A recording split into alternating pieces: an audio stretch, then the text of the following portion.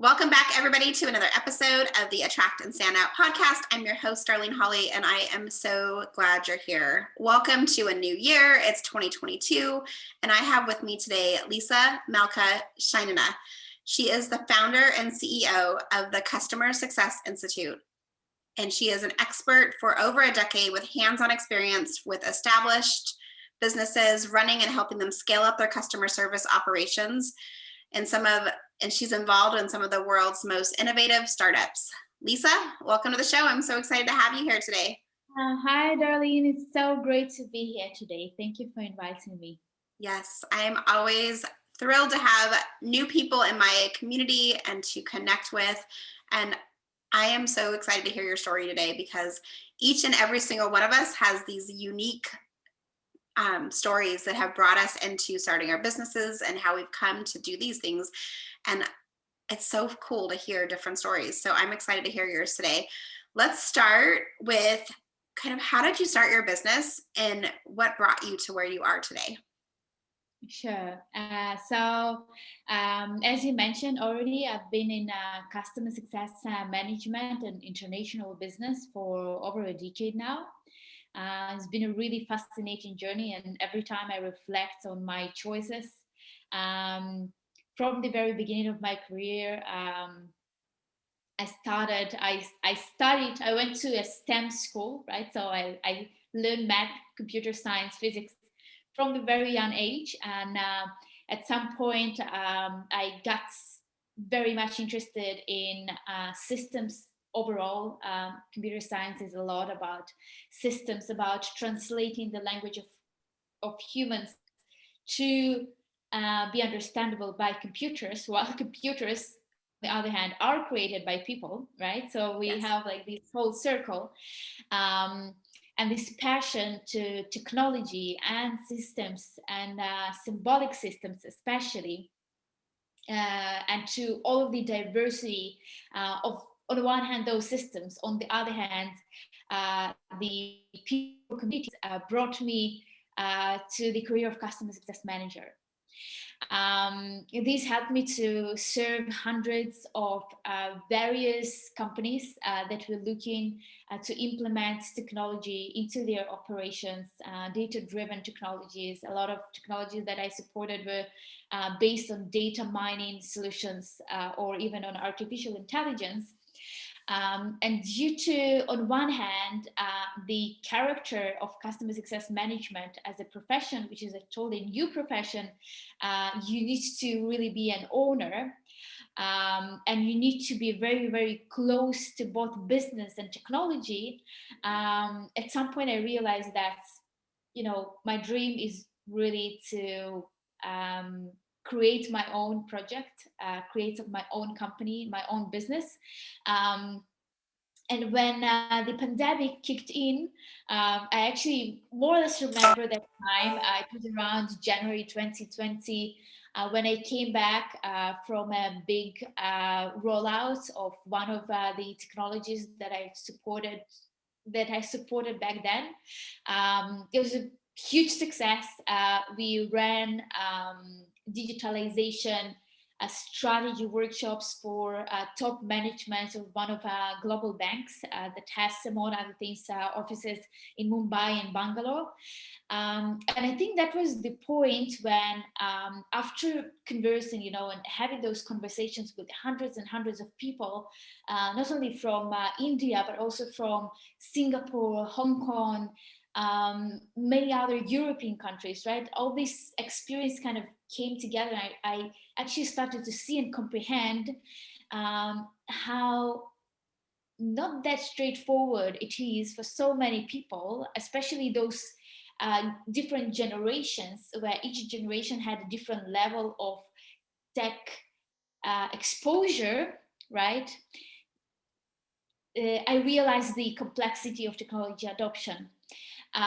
So I came back from that business trip to Israel. That, for an understandable reason, was the last business trip for me in 2020, because there were literally no flights for a very long time. So I had a lot of time unlocked for me. And one of the things that I had the opportunity to do at that point was asking myself, okay, so one, I'm really good at something that I'm doing now, which is customer success management, which is strategic, I would say, empowerment of companies through technology. I now understand better what is the value of it. So how do I take it further? And as a very much data-driven person, one of the things I did, I said, okay, so if I were to start my own project, how do I know what it should be? And back at the time, I was also invited to run a live webinar for few hundred people from Israel, from other countries on what actually customer success management is. And as I was preparing for this speech, I was looking at all kind of statistics, and I got to Google Trends. So that's one of the tools that I really use to understand what's in the world and to really read the data and provide, I would say, rational explanation to things that may not be so explicit for people from the first sight. And what I saw as I was preparing for the webinar is when you look at Google Trends, the Customer Success Manager, CSM, there's the short for Customer Success Manager or the Customer Success Management, the trend went up. Okay, so the trend was like flat for like many years, maybe from Google Trends gives you maybe 10 years back. Yeah. So maybe until 2014 or something, the trend was pretty much flat. There was almost no people who would ask Google, what is customer success management? Yeah. And around 2014, 2015, the trend started to go up. And that back then, that was 2020. So the trend continued to go up. Yeah. And I drilled down and I was like, okay, so what actually that means, and where do people understand what customer success management is? Because there is so many other domains that kind of sound like customer success management, like customer support, customer service, account management, sales, and client relations, CRM, right? So there is this new notion that starts to emerge. And as I was looking for these answers, the pandemic crops up. And we suddenly see more and more technology that comes into play. And I checked the trends 2021. Okay, so in 2021, I see the trend goes even further, and there is now even more and more need for customer success management professionals. LinkedIn, in the midst of 2020, issued a report on the future careers. And before the pandemic, one of the most sought after professions were developers, right? The backend developer, front-end developer, HTML developer, whatever it would be. And then suddenly we see customer success management being the top 6 profession in the US alone, according to LinkedIn, which is probably one of the biggest platforms that aggregates the knowledge on the workforce and on the, I would say, supply and demand of jobs in markets across the globe. And that's huge, right? Yeah. So with 2020, we suddenly see the need for this customer success management. And I think that I probably didn't quite articulate what it means, but there is a huge, a very important identifier, or unique identifier, I would say, of customer success management, which unlike customer support, client relations, and all of the sounding alike domains, has the element of technology, right? So the purpose of customer success management, among other things, is to enable technology adoption. And that's what I started doing in Customer Success Institute. We've officially registered the company in early 2021. And now I run a global team. So from the very beginning, actually, I had the idea as a founder, and a pandemic has been a huge enabler for it, right? To actually get access to the top talent from across the globe with no need to actually fly and convince anyone. You have all of the legit rights to just hop on a call with the best of the best from any location you want to work with and engage them into your business. So we are now more than 10 people globally, excluding the network of customer success top experts that help us to provide the knowledge to the companies that want to adopt these strategies, these methodologies in their business. I absolutely love that you did the research and really identified a business that was going to be super viable, like from the get-go. Because like I love how you like backtracked and researched. Like 10 years ago, no one was searching, and then all of a sudden, like there's this huge demand for that. Because one of the things that I see as an online business coach is sometimes we have this passion and this idea, and we want to make this our business, and sometimes there's not an immediate need, or we don't get our messaging right to make sure that we're pulling in the right clients, and it's hard to get clients and to start off. But one of the things that I talk to all my clients about is making sure you go out there and actually have conversation, do the research, find out what the viability is before you get started. And I love the fact that you just like dug really deep into like all the numbers and found something that was going to provide so much value to these companies, because customer service is needed more now than ever, especially when it comes to just like how do we show up and build that human to human connection on top of like the beautiful automation and the technology that we have running in the back of it as well. What would you say has been like one of your biggest ahas or things that you've learned about maybe yourself or the business that's helped you get to be so successful so quickly? So I think that, first of all, my definition of success has been evolving like crazy with the launch of my business. When you are your own boss, you really need to have totally different attitudes to many things, and you need to change the way you see things, and it's not easy. And I think that at the beginning, I'm a very ambitious person, right?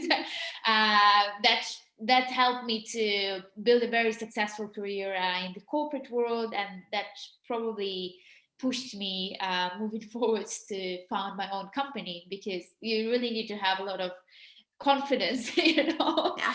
to just start something you have no idea about. I'm talking about business. I'm not talking about customer success management, obviously. I think that one of the great things that happened to me, and that helped me, and that still helps me to keep going and to keep motivated and to expand the mission that I bring together with the Customer Success Institute. And actually, the mission is to educate future customer success leaders and to increase their standards of the way they provide the service and of the way they actually deliver the value to the clients and to the clients of their clients, because we always need one step ahead. Is learning. Okay, so when you start something new, and I know we always like to recap how children learn to walk. So when kids learn to walk at the beginning, they cannot really manage to walk. So they try one time, second time, third time, fourth time, until they actually figure it out, right? So sometimes it takes them a few months. Okay, now imagine a few months you try to walk and it doesn't work. So if you give up after 2-3 days, you literally end up not walking, right? Kids are lucky because they don't give that much of the price to this little failure. They don't really think like adults. They think every time I fall, I fail, and every time I fail, I fall in the eyes of my parents because they see that I'm unable to walk. Yeah.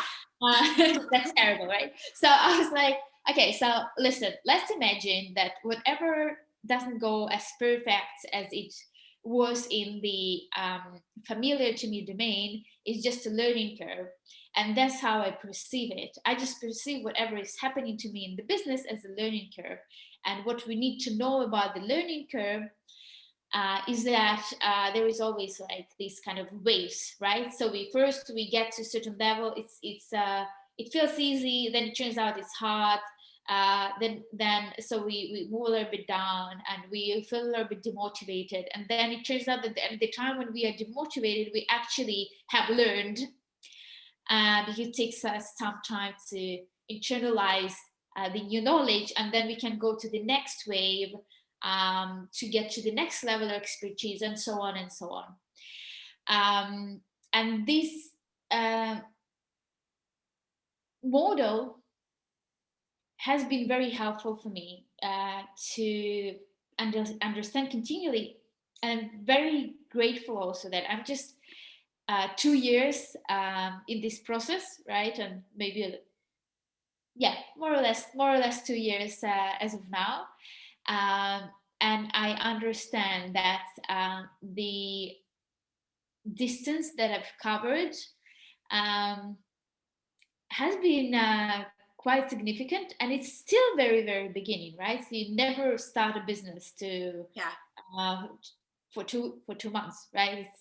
It's or maybe there are people who do that.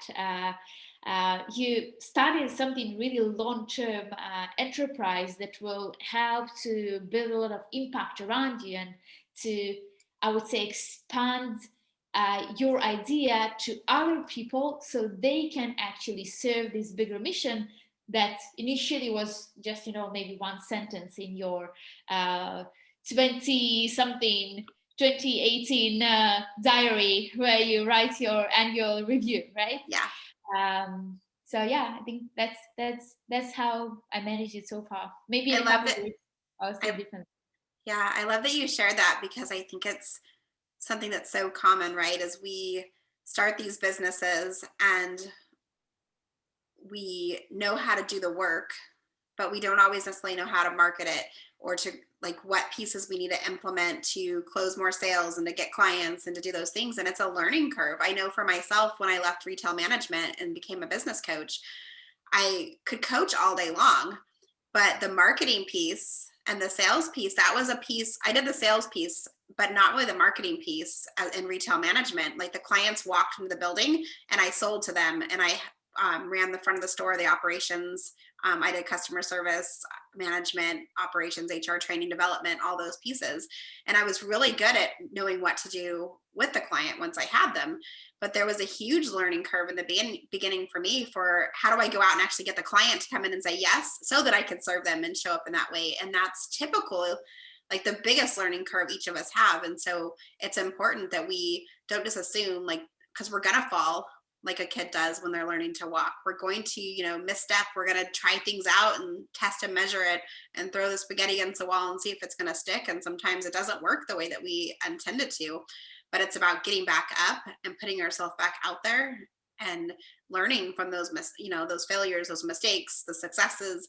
All of those pieces are what really help us move forward and continue to grow and continue to develop.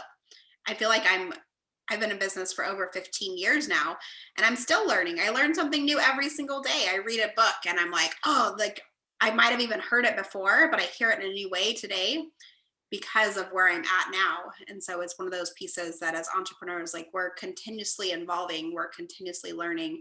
And it's like the best personal development tool you could ever get is starting a business and becoming an entrepreneur. I totally agree with you. I think there is a fine line in the definition of an entrepreneur, because, and I know that actually that's totally a highlight of the United States of America as a very, very entrepreneurial country that very much encourages entrepreneurship. And I think that Israel is also a very entrepreneurial country that encourages both entrepreneurship and innovation. And there is I actually see a lot of similarities between the US and Israel, because we both have those very diverse communities, very diverse groups of people who come from different locations, different backgrounds. And these different backgrounds imply different thinking, not only at a surface level, but also deeper into the surface of behavior of each personality, which helps to create those new creative solutions, right? But then on the other hand, I think that when we think of entrepreneurship, sometimes, especially maybe with men, that's what I feel like if I close my eyes, an entrepreneur is associated with a red Porsche or something, something very expensive, and then you break it probably because you drove too fast, because it actually can do that, right? A red Porsche probably can drive really, really fast. And then, okay, a lot of frustration. But then I actually realized that it probably is not the full story, right? That's what we see from the outside sometimes. It's like a very, very big highlight. But I had once a conversation, of course. I did my MBA in China, and like I studied my technology part in Israel, and I have still a lot of classmates that I stay in touch with. So there is this very famous, it's called the entrepreneurial roller coaster, right? So you probably see it's like the y-axis and the x-axis, right? And then you have this like that, like excitement, desperation, excitement, desperation, excitement, desperation, and then at some point it becomes like this. Okay. Now this flat part, I actually very much like it, because that's the points where you suddenly realize it's just work. You just work on something that, of course, makes you feel very excited. You must be passionate about what you're doing. That's the whole concept of getting into entrepreneurship, because you finally define things that you really, really like, that maybe no workplace can really give you that much of a freedom to create in that specific domain, because they only need maybe 10% of that domain, but you actually want to explore it for 100% or 1000%. But at the end of the day, you get to this flat part of the roller coaster, where you just understand that gradually, every day you work in that direction, and you see results, gradually they come. Yeah. There's that piece to it, that it's just sometimes taking, what do I need to work on right today to take my business one step further to get to my next goal. Sometimes the roller coaster, I know for myself, is when I'm thinking, because it's good to think big picture, but then for me, I need to break it into those baby actionable little steps to actually get there. It's like climbing a mountain. I can't just get to the top of the mountain from standing at the bottom. But if I baby step it and I'm going to take these steps in this order and do these things, that's when success can come. So it's important to find what's that place that you need to be at to continuously take that action, to continually move yourself forward, so that you don't stay stuck. Because if I look at the bottom, if I'm sitting at the bottom of the mountain, I'm just staring up going, holy crap, how on earth am I going to do this? It's impossible, or it feels impossible in the moment. But when I can find the right actions and know what I need to work on each day, it makes it so I can just stay focused on what's happening in my immediate future versus 10 years from now. Because 10 years from now, a lot's going to change. That's a windy road. That's a nice big roller coaster ride. That's true. So Darlene, actually, you reminded me a couple of months ago, I went for I would say probably you could call it a Euro trip, a business Euro trip. I literally just took a sequence of planes, and I said, okay, so finally I can come and meet people face to face. So I flew to a few locations to visit some of my clients, and also to network, to meet new people, to understand how the world looks after the pandemic. Yeah. That was also the point where I came to to realize how different was response of each country to the world, and how much local entrepreneurship and local innovation has happened during the past 2 years, and it's just incredible. So in one of the countries, in Austria, okay, my business partners just literally took me to a mountain hike. Okay, so I'm like, okay, I love mountains. Let's go. Let's do a hike. And we decided to go to a peak. Okay, the peak is called Dachstein. It's like 2,500 meters above the sea level. It's quite high mountain. You need to be physically prepared to hike it. The four of us, it's a really great experience of teamwork, because everyone at some point becomes a little bit tired or demotivated to go to the peak. It's still far. It looks like it's close, but it's actually far. So we end up eventually support each other. We climb this mountain, we get to the peak, and I'm like, wow, that's so great. And then I look around and I'm like, oh, there is like another 500 peaks around me. And that was this exact point where I was like, so you know what? Success, among other things, is when you reach this peak, don't look around, just at least for 5 minutes, just enjoy that you reached the peak of Dachstein. And that's where you've got, and yes, there is 500 more peaks, and these are just the ones that your eyes can see at this specific point from this specific peak. Okay, but if you don't let yourself enjoy your achievement today, you're gonna always be miserable. And I think that's very, very important,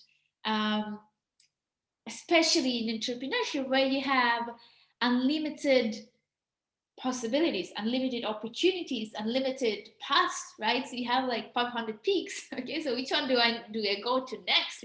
Yeah, it's amazing. Just stick with one at a time. You bring such a beautiful point up, because so often we reach the goal, and then the first thing we do is go, well, now I'm not satisfied, I have to reach the next goal, or I have to do this next thing. But there's something beautiful about just pausing and celebrating the success of what you actually accomplished, and just like savoring that moment. I always tell my clients, like, when we're working on, they're not always like big goals, like climbing up to the peak, but sometimes it's like pitching ourselves to be on a podcast, or getting invited to speak on, a conference that's coming up, like on the stage, or doing different things like that. Like, celebrate and savor those moments, and celebrate the ones that you don't even get, but that you tried, you put yourself out there. Like, maybe you pitched 10 pitches to be on a podcast, and even if you don't hear back for weeks or days, sometimes just celebrating the fact, like, hey, I put myself out there and I did something that I was a little bit nervous to do and scared to do, and I'm gonna, pop a champagne and celebrate, or I'm going to get a pedicure, or I'm going to take a nap, like whatever. It doesn't have to be big, but celebrate the little steps that it takes to get you there. Because once you're there, like you said, like, you looked around and you're like, wow, there's so many things. There's more peaks. There's more things I can do. There's so much more to do, and we can do those things, and we'll get there eventually. Right. But we don't always savor that moment. So I love that you just kind of brought that back to perspective for yourself, that you savored it. Like, I got to the top of this mountain. Yeah, there's other ones and I might see them one day, but right now, like, I'm right here, and this is what matters. Yeah. And it actually connects very much to customer success management, because and there's something special about customer success management versus other domains that deal with clients. And I want to give you an example. So whenever I came to organizations, I always look to transform a company, right? So I would come to a company that's just at the beginning of their journey. Like, maybe there's like 50, 60 employees. It really depends. In customer success management, we look at number of clients. We don't really look at number of clients. We often look at what is called ARR, right? Annual recurring revenue. So it could be 2 clients that are very big and they have huge digital transformations, or it could be 100 but smaller clients, and maybe the technology is less complex. So it really depends. The goal of a good customer success manager, of a great customer success manager, is to ensure that both sides, both the customer side and the company side, feel the success. Okay, and what do I mean by that? So for the customer, success is something on their domain. Okay, it could be increasing sales in Q2, okay, in a specific market, and your technology of the company serves this goal, right? Because they are service and enabler. For example, they provide certain data analytics that helps to predict the sales. Okay, now on the company side, the customer's goals are not necessarily the goal of the company, right? The company wants something else. Maybe the company wants to create a better solution for the customer. Maybe they want to move in a certain direction of innovation, right? Maybe like there could be a lot of peaks that company is aspiring to. And good customer success manager really helps to combine the successes of the customer with the success of the company, because it is only when the customer can achieve that peak, that for the customer is the peak, the company can be successful. And because customer success managers oftentimes need to, I would say, be like translators and mediators, right? So they say, so pretty much quite clearly explain to the technology vendor, right? Maybe technology domain leaders, what was the impact of their technology on the world. This is a really fine skill of customer success management, okay? I sometimes think that maybe it's a little bit in the domain of being a cheerleader, okay, for big organizations, because oftentimes companies are so focused on all of those little things, like clients complain that something doesn't work, something is not enough, some timelines are compromised. There could be a lot of day-to-day struggles, day-to-day problems that companies start to lose the horizon. They start to lose this feeling of enjoying where they've got. And it is really the skill of a customer success manager to gather this information together and to show them, listen, but if you look around, right, a mountain is very easy for us, we can see with the eyes. In business, you don't have mountains. You have a lot of data, you have a lot of tasks, you have a lot of people that all try to build something, and then you can come and actually articulate this peak, this new milestone that the company has achieved, that the customer has achieved. That's a customer success management. I love it. And it's so important too, to like, you're almost helping the business owners celebrate, because sometimes as business owners, we miss that all these things are actually happening. And when we can look at the data and look at the customer service experience and the different number pieces, you can actually get a real vivid visual picture, if that's the thing, of like where those peaks are at and what's working and what's not working. And that's what helps us also change course when we need to change courses. It helps us, do more of the things that are actually working and not get stuck in some of the day-to-day pieces of running the business. We can actually look at it from that aerial view of like, oh, this is where we're going and where we're headed, and these are the things that are really going to help us get there. So I love that you have the ability to come in and support your customers and really finding what those things are so they can push forward to grow their business, which in turn helps the community, helps the employees, helps the teams of everybody around. It's like that ripple effect that comes off of when one business is successful, like how it ripples out into the world and just makes so much transformation and growth. So I'm so glad that you're doing this work and supporting so many amazing people. Before we dive into rapid fire questions, which we're going to do here in just a second, what's coming up for your business? Is there how can people, like, who's your ideal client and how would they work with you? So we actually provide a lot of different solutions for both early stage customer success organizations, which means those companies that work in certain ways, they have already working technology, and they are looking to grow exponentially. They look to grow much faster than they've been doing so far. So that's one type of the ideal customer that turns to us for help to actually change the way things work. And the way we do it, on one hand, we articulate the status quo and where we can take the company through customer success management methodologies. And I bring top minds from the Silicon Valley, from the startup nation of Israel, from other experienced in this very new to the world domain people to implement and to build these new processes and the new strategies for the companies.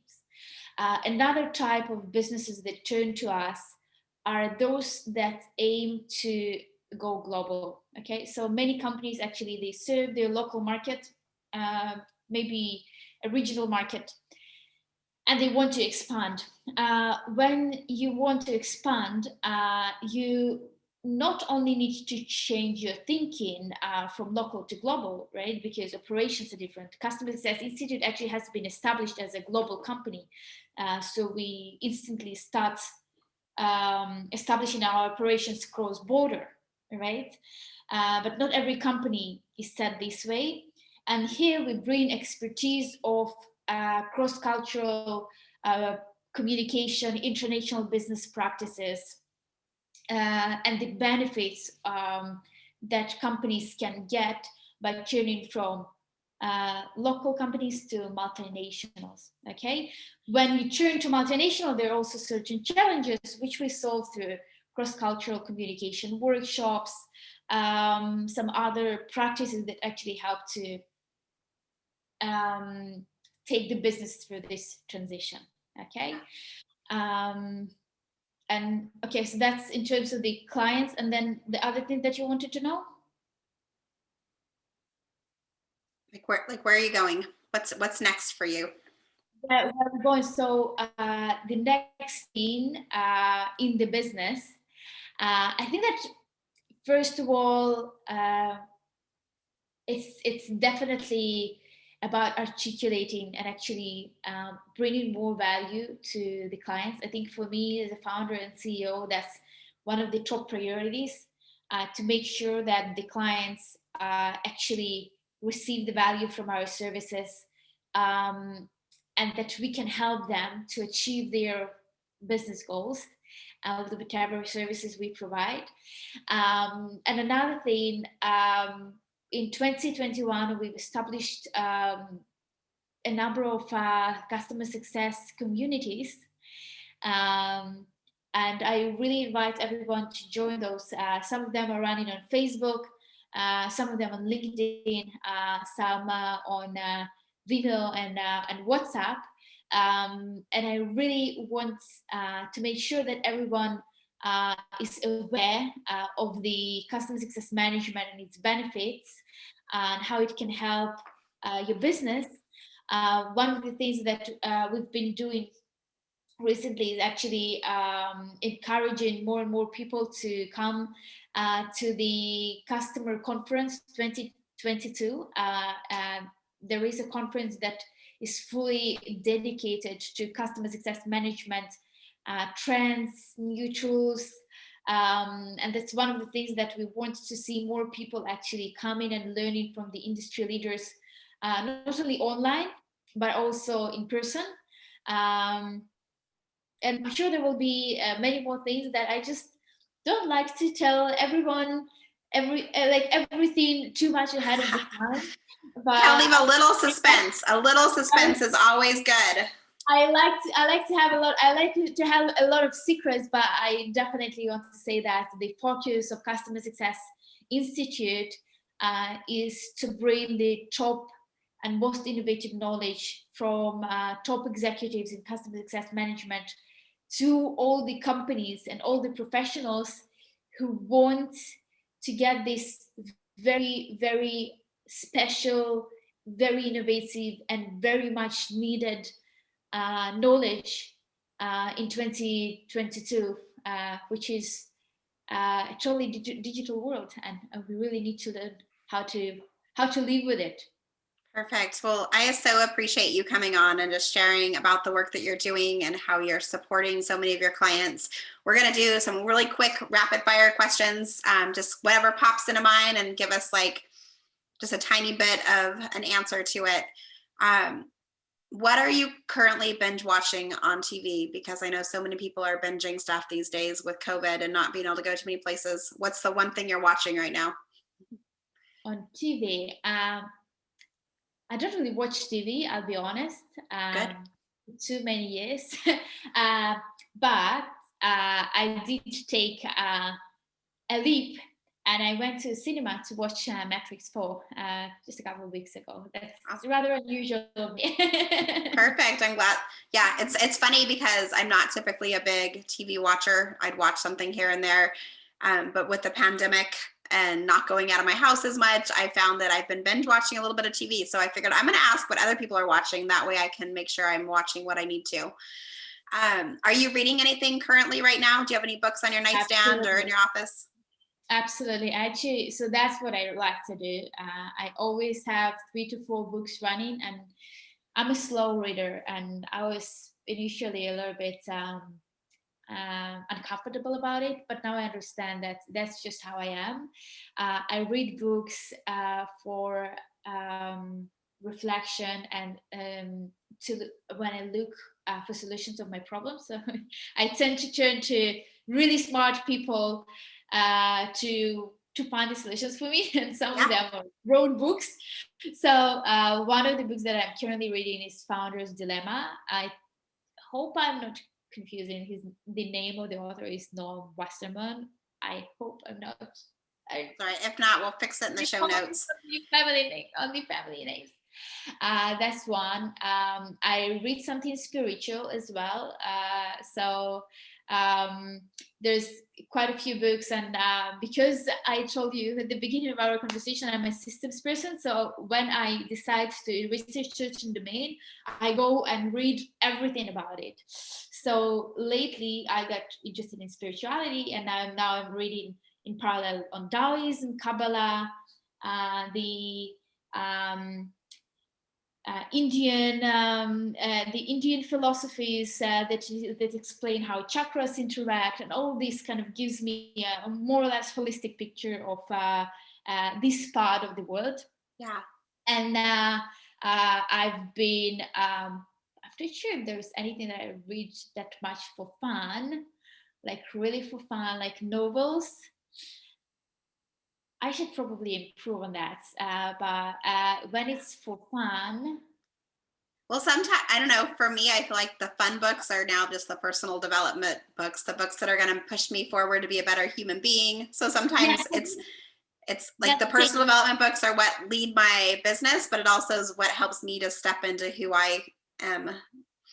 Yeah, totally. So I think that it's been more of like learning more on how to like meditate and like emotional management. That's actually, you would be surprised, just a couple of months ago I was approached by a researcher from Harvard University, and she's like, I'm looking for managers who use mindfulness and meditation in their work, like for their work. And I was like, okay, that's actually me, because you would probably be surprised, right? But for me, all of this personal development is always very much connected to what I'm doing, what I'm bringing to the world. So yes, it's for fun. And then yes, it's also to make sure that I can be a better boss for my team, and I can be a better partner for my life partner, and I can be a better friend for my friend, and then it all kind of connects together, the mission that you bring with yourself. But yeah, I think that like every now and then I read poetry in 5 languages that I know. So every now and then I just took take something from each one of the languages. Like most recently, I was reviewing Lina Kostenko. That's a Ukrainian poet that I really admire. She's still alive, and she really touches the hearts of people when it comes to her view of dreamers. Yeah. She writes a lot about dreamers. Awesome. And my last question for you, what does attract and stand out mean to you? Attract and stand out.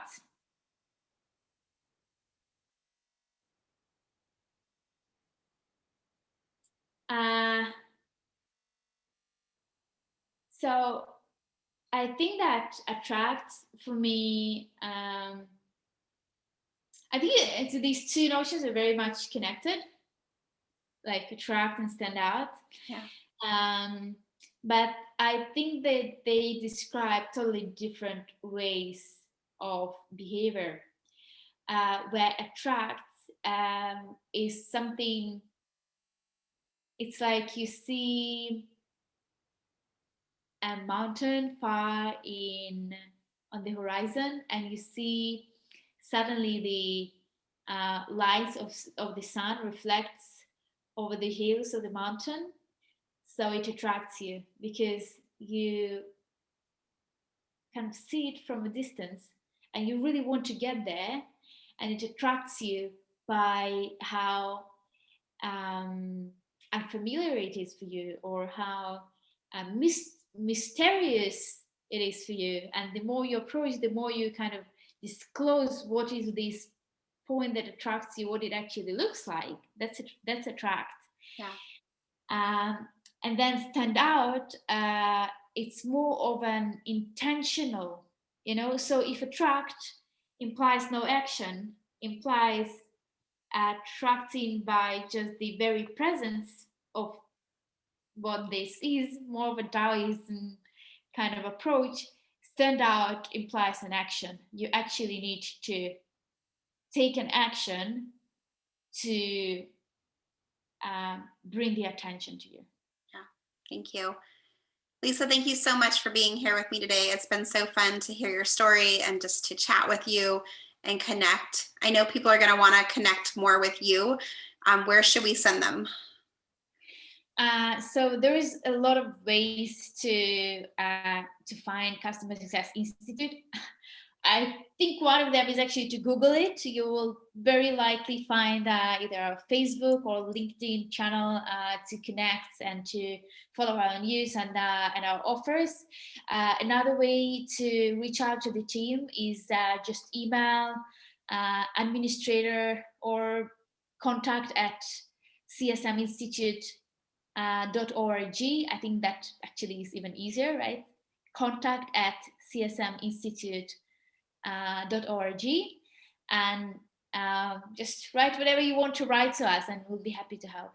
Perfect. And I know that you have a lovely gift for everybody. You're offering a 15-minute free career advice for professionals conversation, and for them to apply for that, to send their CV to administrator at csminstitute.org, which I'll make sure is in the show notes below. So generous of you to just give your feedback and your time to them to support on their adventures. Thank you so much, Lysa, for being here. That's another episode of the Attract and Stand Out podcast. Remember, I believe in you. You're allowed to stand out. You're allowed to shine. You're allowed to be you. We'll see you next week. Bye, everyone. Thank you so much. Thank you, Darlene.